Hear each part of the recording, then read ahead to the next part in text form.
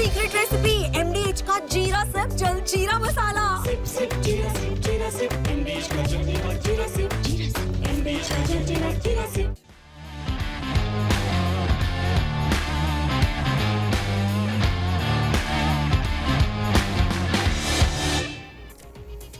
Hello and welcome friends, sports 9 में आपका स्वागत है। टीम इंडिया ने ओवल में कमाल किया, इंग्लैंड के जबड़े से जो है वो जीत छीन ली और सीरीज जो है वो ड्रॉ करा ली। मॉरल विक्ट्री इंडियन टीम के नाम यहां पर रही और उसी तरीके से इंडियन टीम ने सेलिब्रेट भी किया। जीत के बाद दोनों कप्तानों ने, मतलब कि एक बेन स्टोक्स जो इस मैच में नहीं खेले, उनका भी बयान आपको दिखाएंगे। साथ में शुभमन गिल ने क्या कहा ये भी आपको बताएंगे। मोहम्मद सिराज जो प्लेयर ऑफ द मैच रहे, उनका क्या कहना है अपनी इस परफॉर्मेंस के बारे में, जो लाजवाब परफॉर्मेंस रही है। जसप्रीत बुमराह नहीं थे, उसके बाद लीडर का रोल उन्होंने अदा किया। ये सारी बातें आपके सामने रखेंगे, एक एक करके खिलाड़ियों पर भी बातचीत करेंगे। मगर शुरुआत करते हैं उसी खबर के साथ जो स्पोर्ट्स के जगत में छाई हुई है। टीम इंडिया की ओवल में एक रोमांचक जीत। टीम इंडिया ने जीता सीरीज का आखिरी टेस्ट मैच और इसी के साथ 5 मैच की सीरीज जो है वो 2-2 से ड्रॉ हो गई। ओवल टेस्ट में इंग्लैंड को 6 रनों से जो है इंडियन टीम ने मात दी। 374 रनों का लक्ष्य जो है वो इंग्लैंड की टीम उसका पीछा नहीं कर पाई। 263 से ज्यादा यहां कभी सफलतापूर्वक चेज नहीं हुए हैं। वो रिकॉर्ड जो है कायम रहा, कुछ 100 साल से पुराना ये एक रिकॉर्ड है जो कायम रहा। हालांकि इंग्लैंड केम क्लोज, ठीक है, वो एकदम क्लोज आ गए थे और बस 6 रनों की बात थी, एक बड़े शॉट की बात थी। मगर जो यहाँ पर दिलेरी जो है वो सिराज ने दिखाई और सिराज ने आखिरी मोमेंट तक वो बिलीफ नहीं छोड़ा। वही पीस ऑफ इंफॉर्मेशन जो उन्होंने सुबह जो है गूगल से डाउनलोड की थी, जिस पे बिलीफ लिखा हुआ था, उसी पर वो चलते रहे और टीम इंडिया को जीत दिलाकर ही यहाँ पर दम लिया। एक शानदार परफॉर्मेंस इंडियन टीम की तरफ से। और सबसे पहले ये आपको दिखा देते हैं कि भाई कप्तान साहब ने क्या किया, उसके बाद जो है आगे की बातचीत करेंगे। कप्तान साहब का कोट प्लेट दिखाएं जी, शुभमन गिल क्या कहते हैं। दोनों टीमों ने जिस तरह का प्रदर्शन किया वो शानदार था। आखिरी दिन मैदान में उतरना जब आपको नतीजे का अंदाजा ना हो, ये बताता है कि दोनों टीमें कोट प्लेट लगा दे दोबारा से। कोट प्लेट जो है वो चली गई है।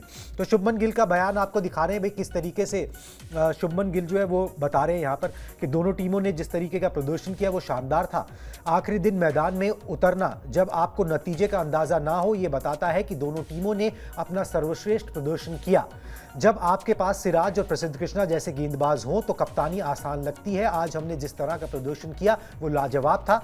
हम कल भी विश्वास से भरे हुए थे। सिराज जैसे गेंदबाज को टीम में होना एक सपने की तरह है। 2-2 का स्कोर लाइन इस सीरीज को सही तरीके से दिखाता है। ये दिखाता है कि दोनों टीमें किस तरह जीत के लिए प्रतिबद्ध थी। पिछले 6 हफ्ते सीखने के लिए रहे, हमने कभी भी हिम्मत नहीं हारी। यही सबसे इंपॉर्टेंट है। इस टीम से सर कोई उम्मीद नहीं कर रहा था कि वो वहां पर जाके जो है इंग्लैंड को हरा देंगे, उनके गढ़ में हरा देंगे। मगर ये हिम्मत ना हारने वाला जो जज्बा, जिसके ऊपर चलकर आपने स्कोर लाइन 2-2 कर दिया और एक moral victory of a sort जो है वो अपने नाम कर ली है, यही एक्सपेक्ट किया जा रहा था। मेरे हिसाब से एक्सपेक्टेशन से ज़्यादा ये टीम जो है ना वो आप कहिए, वो ठीक है, वो मोमेंट्स आप कह सकते हो, वो आधा घंटा, वो 1 विकेट, वो 2 कैच, मगर ये कि ओवरऑल अगर आप देखा जाए, वो होगा क्रिकेट मैच के अंदर, ओवरऑल अगर देखा जाए तो ये टीम उम्मीदों के मुताबिक प्रदर्शन करने में कामयाब रही। बिल्कुल, इसमें कोई दो राय ही नहीं है। और जो आपने कहा ना कि जिस वाक्य पर शुभमन गिल अपना बयान खत्म करते हैं कि हमने कभी हार नहीं मानी, ये ठीक है कि स्कोर लाइन 2-2 का है। लेकिन अगर इस सीरीज के बाद आप किसी भी क्रिकेट एक्सपर्ट से बात करेंगे और अगर आप कहेंगे कि ये सीरीज 4-0 से, और मैं बहुत सोच समझ के कह रहा हूं, कि 4-0 से भारत के पक्ष में चली जाती, तो क्या ये हाइपोथेटिकल बात है, क्या ये अतिशयोक्ति है? मेरे ख्याल से कोई भी तार्किक पहलुओं पर बात करने वाला व्यक्ति कहेगा नहीं, ये अतिशयोक्ति नहीं है। क्यों?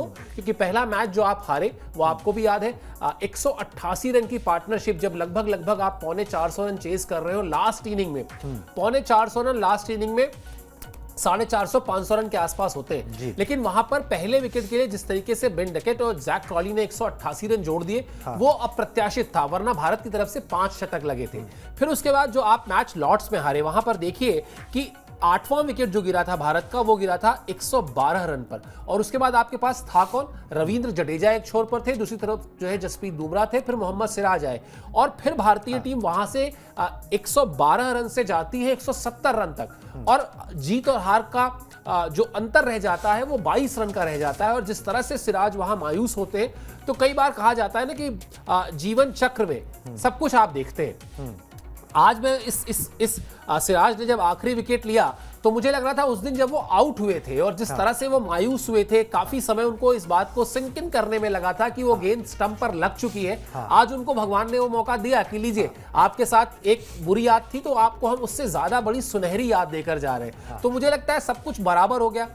सीरीज ही बराबर नहीं हुई खिलाड़ियों के साथ, जिसको भी लग रहा था ना, जैसे उन्होंने ये कहा भी कि मुझसे कैच छूटा तो मुझे लगा कि मैच तो खत्म हो गया। ठीक है, अगर नहीं छूटा होता तो आज हम मैदान में आते ही नहीं, पहले ही जीत गए होते। लेकिन फिर कैच छोड़ने के बाद आखिरी विकेट लेना, जिस दमखम के साथ उन्होंने गेंदबाजी की, मतलब सब कुछ बराबर रहा। एवरीबॉडी इज हैप्पी वाला मामला है। बिल्कुल, all is well that ends well. ठीक है, जो एंड जो है वो अच्छा हुआ है। शुभमन गिल के खुद के प्रदर्शन की भी बात करें तो 5 मैचेस 10 इनिंग 754 रन उन्होंने बनाए हैं। 75 का उनका औसत रहा। स्ट्राइक रेट 65 से ऊपर की रही है। 4 शतक उन्होंने बनाए। विदेश में इससे पहले सिर्फ 1 शतक था। इसी सीरीज पे उन्होंने जब कप्तानी उनके ऊपर आई तो 4 शतक और बना दिए। सुनील गावस्कर साहब ने उनको अपनी एक कैप गिफ्ट दी, उनको अपनी एक शर्ट गिफ्ट दी जिसके ऊपर SG के इनिशियल्स लिखे हुए थे। अब SG से सुनील गावस्कर भी होता है, शुभमन गिल भी होता है, इसीलिए शायद जो है उनको दी गई होगी। मगर ये बात है कि काफ़ी कुछ शुभमन गिल ने अर्न किया है। मैं ऑन जो है वो शब्द का इस्तेमाल कर रहा हूँ क्योंकि वो कमाया है। ठीक है, शुभमन गिल ने यहाँ से। और सुनील गावस्कर ने एक बात बोली कि भाई मैंने 774 रन बनाए थे ना, वो 20-21 रन से रह गए। मगर उन्होंने बोले कि भाई ये 754 रन उस 774 रन से ज़्यादा वैल्यूएबल है, क्योंकि जब मैंने वो रन बनाए थे जब मैं टीम का सबसे युवा खिलाड़ी था। मैं रन बनाता नहीं बनाता ना किसी को फर्क पड़ रहा था ना मुझे पड़ रहा था, मगर यहाँ पर शुभमन गिल कप्तान थे। उन्होंने जो वो रन बनाए वो ज़्यादा वैल्यूएबल है जो अंडर प्रेशर यहाँ पर उन्होंने बनाए। तो ना सिर्फ एज ए कैप्टन उन्होंने एक अच्छा कदम रखा, as a player next level पर गए। हाँ, मतलब ये गावस्कर साहब ने मतलब मैं इस बात से सहमत नहीं हूं कि ये रन ज्यादा वैल्यूएबल है और वो रन वैल्यूएबल नहीं थे। ये ठीक है कि गावस्कर ने बड़ा दल दिखाया, गावस्कर ने मॉडेस्टी दिखाई, कहा नहीं यार ये ज्यादा इंपॉर्टेंट है, वरना जिस समय पे वो रन बनाए गए और वेस्ट इंडीज के खिलाफ बनाए गए, एग्जैक्टली जिस कालखंड में बनाए गए हैं, जिस टीम के खिलाफ बनाए गए उस टीम के खिलाफ, और गावस्कर को सुनील गावस्कर बनाने वाले रन है वो, वरना वो टीम के सबसे जूनियर खिलाड़ी ही नहीं रहे ना। फिर उसके बाद वो कप्तान भी बने और फिर वो भारतीय क्रिकेट की सबसे बड़ी पहचान बने। मतलब आप तेंदुलकर से पहले क्या था, गावस्कर ही तो थे जिनका नाम आप वर्ल्ड वाइड जानते थे। तो वो ठीक है, बड़ा दिल दिखाते हुए आप कह दीजिए कि नहीं, जैसे कई बार होता भी है, हम भी करते हैं अपनी जिंदगी में। लेकिन हाँ, ये ठीक है कि शुभमन गिल ने एज अ कैप्टन जो परफॉर्मेंस दी वो रिमार्केबल है, जिस तरह से परफॉर्म किया। और वो रिकॉर्ड लगभग 50 साल पुराना था। 78-79 की सीरीज की बात हो रही है वो।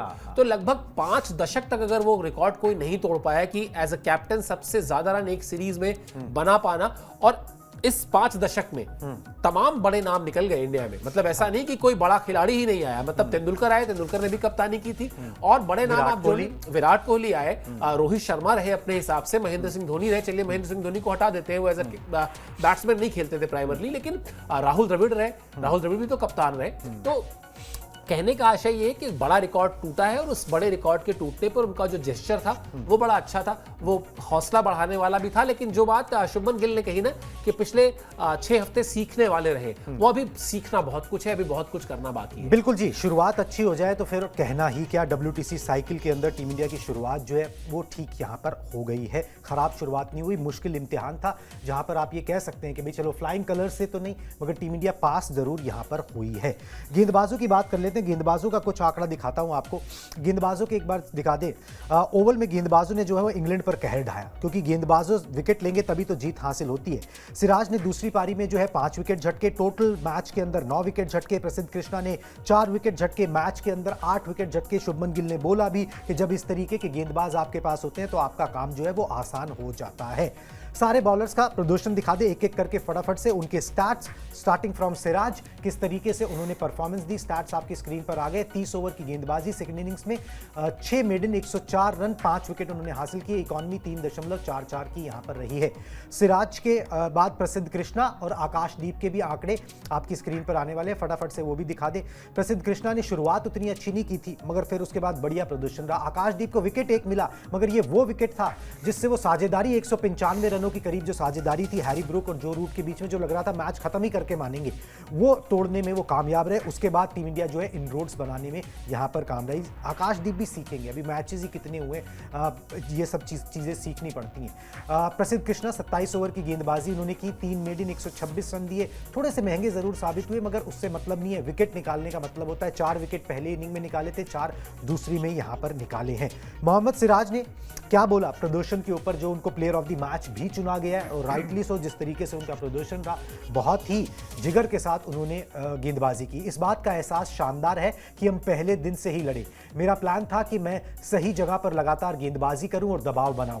पिच से मिल रही कोई भी मदद बोनस की तरह थी। जब मैं सोकर उठा था तभी मुझे लगा था कि मैं ऐसा कर सकता हूं। मैंने गूगल से एक फोटो डाउनलोड की जिस पर लिखा था बिलीव, यानी भरोसा। मुझे लगा कि ब्रूक का कैच छोड़ना मैच को बदल देगा। अगर मैंने वो कैच ले लिया होता तो हम मैदान में नहीं आते 5वें दिन। उन्होंने शानदार बल्लेबाजी की। लॉर्ड्स की हार दिल तोड़ने वाली थी। जडेजा ने मुझसे कहा कि मुझे अब डिफेंस के साथ खड़े होना चाहिए और अपने पिता को याद करके उनके लिए कुछ खास करना चाहिए। यहाँ पर मोहम्मद सिराज काफ़ी इमोशनल नज़र आ रहे हैं, मगर जिस तरीके से गेंदबाजी की है, जिस तरीके से मौने मौकल खुद एक इतने बड़े गेंदबाज रहे हैं, टीम इंडिया के कोच हैं, वो इम्प्रेस हैं कि भाई खेलता जा रहा है, खेलता जा रहा है। और ये पहली सीरीज़ नहीं है जब उन्होंने 5 टेस्ट मैच खेले, 3 बार वो ये कर चुके हैं कि विदेश में 5 टेस्ट मैच की सीरीज़ है और 5 टेस्ट मैच खेले और लगे रहे। बॉर्डर गावस्कर ट्रॉफी में नतीजे उस तरीके से नहीं आए थे, सिराज के पास उतनी विकेटें नहीं थी, मगर तारीफ उस समय भी गंभीर ने की थी कि भाई ये जज्बे के साथ लगा रहता है। बिल्कुल, और वो लगा रहता है, इसीलिए उसका परिणाम उनको मिला कि इस सीरीज में वो हाईएस्ट विकेट टेकर है, 23 विकेट है उनके खाते में। और अब अब गौतम गंभीर, शुभमन गिल जब भी इस सीरीज की बात करेंगे कि हमने इस सीरीज में विदेश में जाके, इंग्लैंड में मुश्किल कंडीशंस में जाके सीरीज को हमने बराबर किया था और वो भी 2-1 से पिछड़ने के बाद, तो वहां पर आपको शुभमन गिल को मोहम्मद सिराज का जिक्र करना होगा, गौतम गंभीर को मोहम्मद सिराज का जिक्र करना होगा। वो भी तब जब शतकों के अंबार लगे हैं, मतलब हर मैच में जो है वो शतक लगे हैं लगभग। लेकिन जो बात कही जाती है परंपरागत तौर पर टेस्ट क्रिकेट के लिए कि आपको टेस्ट क्रिकेट में जीत हासिल करने का फॉर्मूला एक ही है कि आप विरोधी टीम के 20 विकेट निकालें।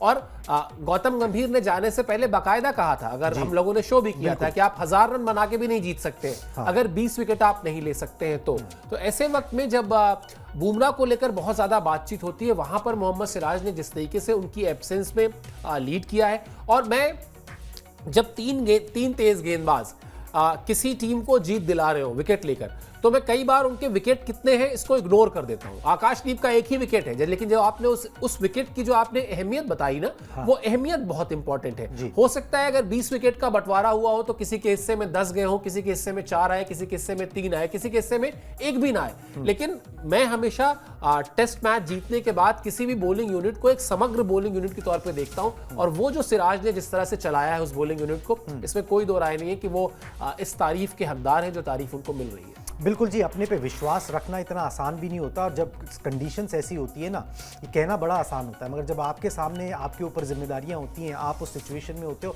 तो फिर आपका पूरा सिस्टम डगमगाता है। मगर सिराज ने वो दिलेरी, वो दमखम रखा और उसका नतीजा जो है वो यहाँ पर उनको मिला है।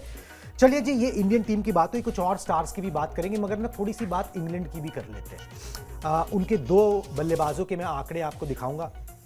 भाई 263 से ज़्यादा कभी चेज हुए नहीं थे, 374 के पीछे जाना और उसको ऑलमोस्ट पॉसिबल करना, ये भी अपने आप में एक बड़ी बात है। हैरी ब्रूक और साथ में जो रूट के आंकड़े दिखा दे, फिर बेन स्टोक्स ने बोला क्या वो भी आपको बता देंगे। दिखाएं जी आंकड़े, ये आगे जी हैरी ब्रूक के कमाल, 114 का स्ट्राइक रेट, वो भी टेस्ट मैच के अंदर, और वो भी जब आप अंडर प्रेशर बल्लेबाजी कर रहे हो, वो भी आप जब 4-5वें दिन बल्लेबाजी कर रहे हो।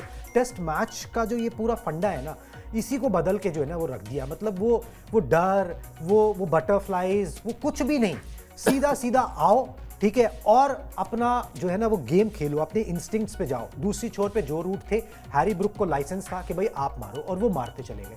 ठीक है, ये एक बड़ी पॉजिटिव सोच होती है, इतनी आसानी से आती नहीं है। वीरेंद्र सहवाग के अंदर देखी जाती थी, अभी भी यशस्वी जायसवाल में, मगर हैरी ब्रूक जो है जिस तरीके से उन्होंने बल्लेबाजी की, कमाल थी। जो रूट के भी दिखा दे, जो रूट ने इस सीरीज में काफ़ी रन बनाए हैं। अब सचिन तेंदुलकर के करीब जो है वो पहुंचते जा रहे हैं सबसे ज्यादा रन बनाने के मामले में। WTC साइकिल के अंदर सबसे ज्यादा रन जब से WTC शुरू हुआ है जो रूट के नाम है, और जो रूट ने इस WTC जब से शुरू हुआ है तब से 21 शतक लगा दिए हैं। ठीक है, रुक ही नहीं रहा इनका बल्ला। 105 रन इन्होंने बनाए, 152 रनों की इन्होंने पारी खेली, 12 चौके लगाए, 70 का इनका स्ट्राइक रेट जो है वो रहा है। बेन स्टोक्स का बयान दिखाएं जी। इस मैच में नहीं खेल पाए मगर इनके रेगुलर कैप्टन है, उन्होंने क्या कहा, जब आप मैदान में ना हो तो मुश्किल एहसास होता है। एक और कड़ी प्रतिस्पर्धा वाला मैच रहा, दोनों टीमों ने जीत के लिए भरसक प्रयास किया। थोड़ा बुरा लगता है जब आप जीत के बेहद करीब जाकर चूक जाए, लेकिन मुझे इस टीम पर गर्व है। वोक्स की बल्लेबाजी के लिए जाने का सवाल ही नहीं था, लेकिन इस सीरीज में हमने देखा कि फ्रैक्चर वाले पैर, हाथ की चोट के साथ खिलाड़ियों ने लड़ाई लड़ी। पूरी सीरीज शानदार रही। सीरीज में कुछ मौकों पर कहासुनी भी हुई, लेकिन अब कोई भी उसे याद नहीं रखेगा। मेरा रिहैब शुरू हो गया है। तो वो बोल रहे हैं भाई दोनों टीमों में जो है वो बराबर की भूख थी एंड ही इज सैटिस्फाइड। यही चाहिए होता है आपको, क्या और क्या ही कर लोगे। जीत हार अपने हाथ में तो होती नहीं है, बस आपका कप्तान सेटिस्फाइड हो, आप अपने प्रदर्शन से खुद सेटिस्फाइड हो, इससे ज़्यादा और कुछ नहीं कर सकता। और इंग्लैंड ने ऑलमोस्ट इम्पॉसिबल टास्क जो था, जो 110-12 सालों से नहीं हुआ था, उसको बस उसके करीब पहुंच ही गए थे। वो भी अपनी ब्रांड ऑफ क्रिकेट से हटे नहीं है और बढ़िया प्रदर्शन उन्होंने भी किया। ठीक है, नतीजा उनके पक्ष में नहीं आया मगर दे फॉट वेल।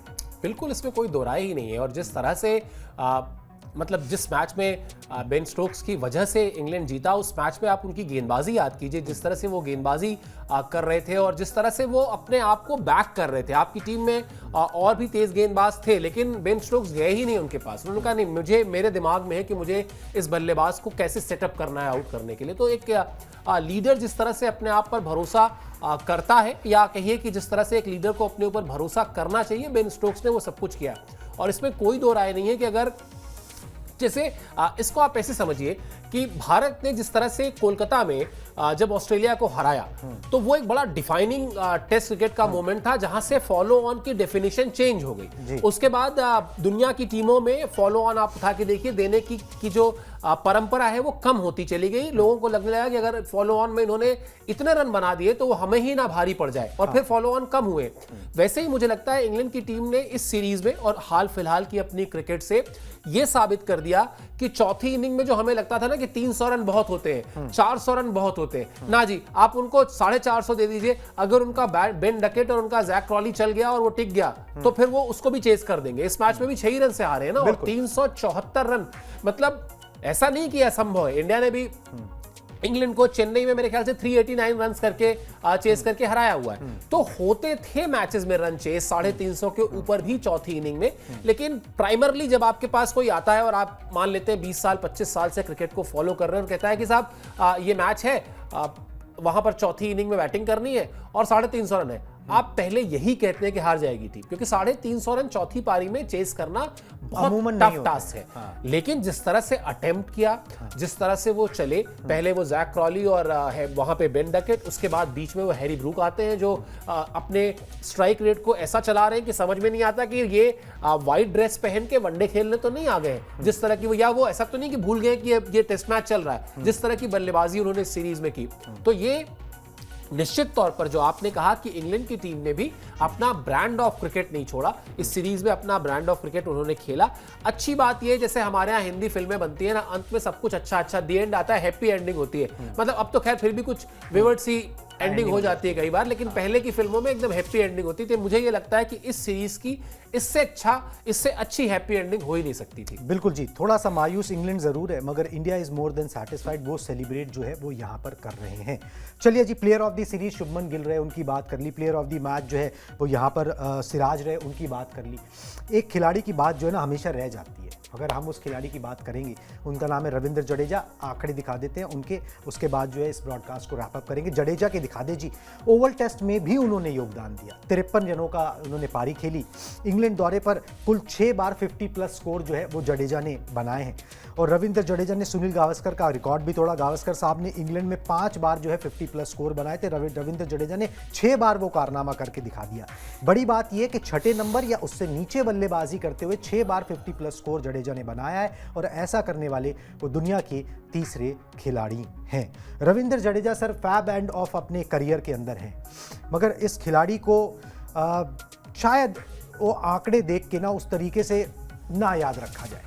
ना तो जब वो अपने दौर में खेले तब उस तरीके की उनको ख्याति मिली।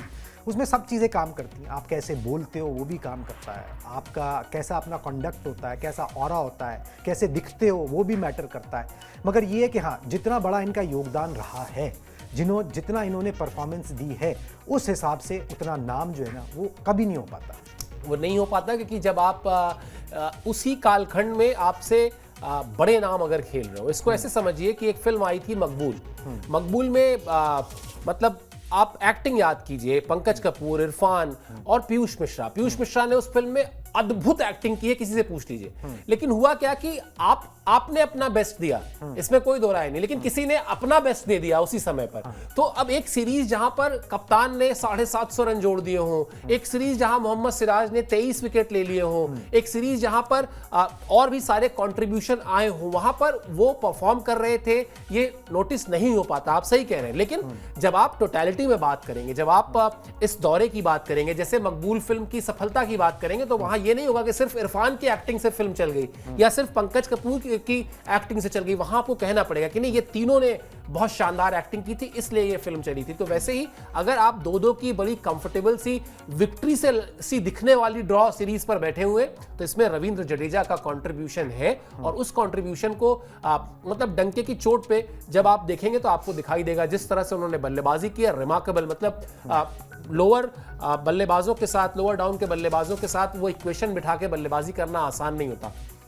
कमाल का प्रदर्शन रहा है कुल बिल्कुल जी, मिलाकर। बिल्कुल कमाल का प्रदर्शन रहा है। और काफ़ी सीनियर विराट कोहली के टाइम से जो है वो क्रिकेट खेल रहे हैं। जोश जज्बा अभी भी उनके अंदर वो भूख बरकरार है कि वो लगातार परफॉर्मेंस देना चाहते हैं। जब क्रंच मोमेंट्स आते हैं तो वो 50, वो 40, वो 60 जो है ना, वो कितने मायने रखते हैं वो स्टैट्स में नहीं दिखता, मगर वो उस मैच में नज़र आता है जो जडेजा ये रोल अदा करते रहते हैं।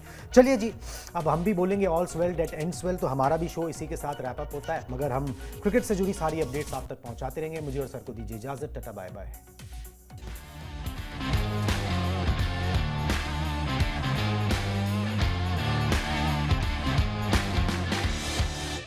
ये है सीक्रेट रेसिपी MDH का जीरा सिर्फ जल जीरा मसाला। Sip, sip, jeera sip,